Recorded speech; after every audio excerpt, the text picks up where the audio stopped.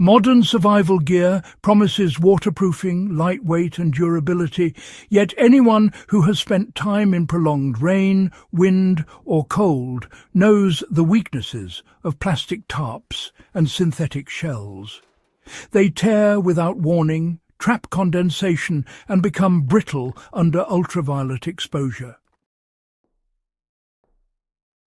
During World War II, failure of shelter and clothing was not an inconvenience, but a death sentence. Pilots ditched in freezing seas, infantry endured weeks of rain without resupply, and reconnaissance units lived exposed for months. In response, military engineers developed a fabric system so effective that it quietly outlived the war and still outperforms much of what is sold today.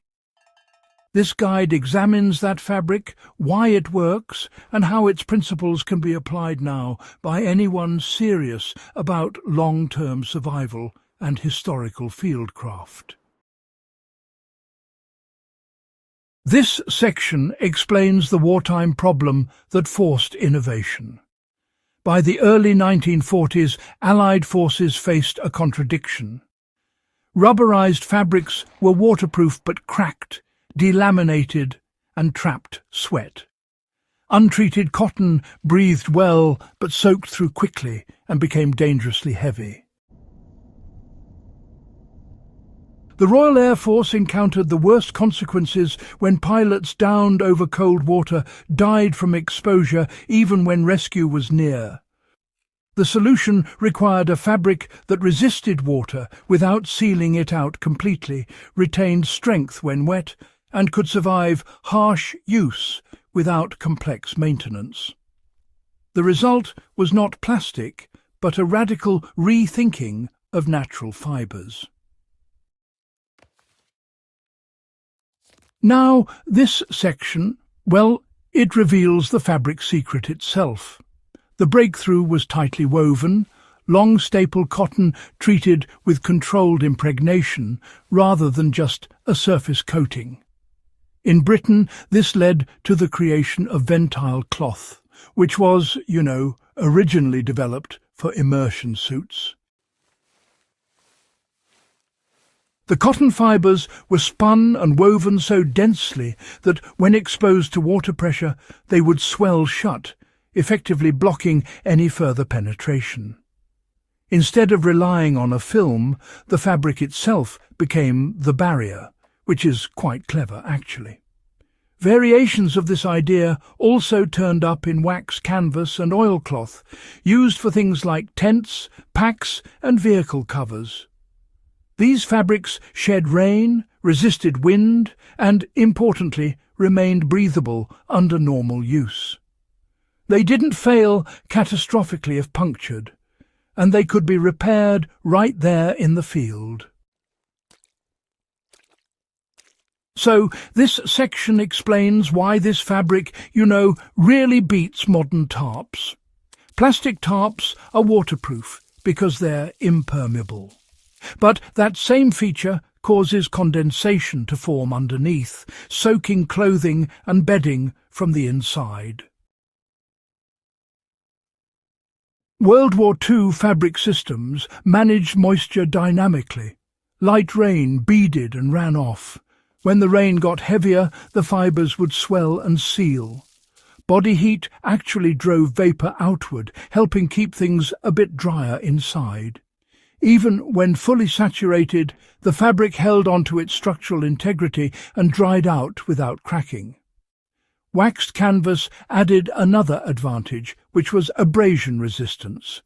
Dragged across rock, branches or even metal, it would wear down gradually instead of just tearing open. For long-term shelter, this kind of durability really mattered more than any weight savings. This section explores how soldiers and field units applied the fabric in practice. World War II ground forces used treated canvas for tents, bivouac covers and pack liners. Aircrews relied on Ventile garments that could keep them alive for hours in cold water. Vehicle crews covered engines and supplies with wax fabric that resisted rain and oil at the same time. Maintenance was simple, really. When water resistance declined, wax or oil was reapplied with heat and friction. No specialized chemicals were needed. A field unit could maintain its own gear indefinitely, which is a principle modern survivalists often overlook. Right, so this section provides practical steps to apply this knowledge today. A modern survival shelter can be built using heavy cotton canvas treated with a paraffin and natural oil blend. You begin by stretching the fabric taut. Then warm the wax mixture until it's liquid and brush it evenly into the fibres, focusing especially on the seams and stress points. Apply heat with sunlight or controlled warmth to help penetration, and, well, allow it to cure fully before use. The result is a shelter that sheds rain, breathes under normal conditions, and withstands years of abrasion. For clothing, tightly woven cotton garments, treated lightly, maintain flexibility while gaining wind and rain resistance. Repairs require only needle thread and additional wax. This section explains the long-term advantages in real-world survival scenarios. In prolonged wet conditions, condensation kills comfort and morale faster than rain itself. World War II fabric systems excelled because they managed internal moisture rather than pretending it did not exist. They also resisted ultraviolet degradation far better than plastics. You know, a waxed canvas shelter that's been stored for decades can still function just fine after a bit of retreatment, while most modern tarps, well, they tend to degrade invisibly until the moment they fail. For static camps, expeditions, or off-grid living, this kind of reliability really matters a lot more than just pack weight. So this part, it really connects the fabric to historical continuity, not just simple nostalgia. You see, the World War II fabric secret wasn't some one-time invention. It was, in fact, built on centuries of experience with sailcloth, oilskin and military textiles, all refined under the pressures of industrial demand. After the war, many of these fabrics were, well, abandoned. Not because they didn't work, but simply because plastics turned out to be cheaper and didn't need as much skilled labour. Now, rediscovering these materials, it reconnects survival practice with tried and tested historical systems, instead of just following the latest marketing cycles. As we wrap up, it's important to reinforce why this knowledge still matters today. For those who care about durability, repairability, and, real-world performance, World War II fabric technology offers lessons that, honestly, a lot of modern gear tends to ignore.